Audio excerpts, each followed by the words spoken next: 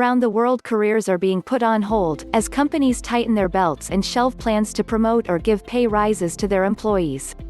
It might be understandable, in the wake of the COVID-19 pandemic, which has now infected more than 6.2 million people worldwide, but it's still a difficult situation to be in.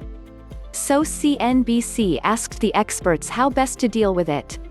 Hearing that you won't be getting a promotion for some time may feel like the coronavirus has hit pause on yet another aspect of your life, which can be hard to digest if you were on track to take the next step in your career.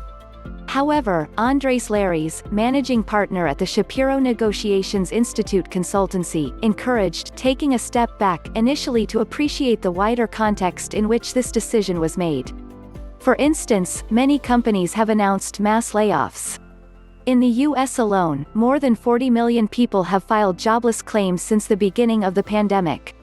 Naturally, as human beings, our instinct is to focus on the things impacting us personally, which can mean we forget about the wider situation around us, Lares explained. So even just taking into account what your boss or colleagues are going through can help ensure you react and discuss next steps in a sensitive and empathetic way. Rhiannon Evans, a career coach at Hiraeth Coaching, also recommended recognizing the positives in the current situation, such as still having a job, not having to commute to work, and the ability to work differently from home. Lares said that doing your own SWOT analysis, listing your strengths, weaknesses, opportunities and threats, can help to make any alternative options clearer.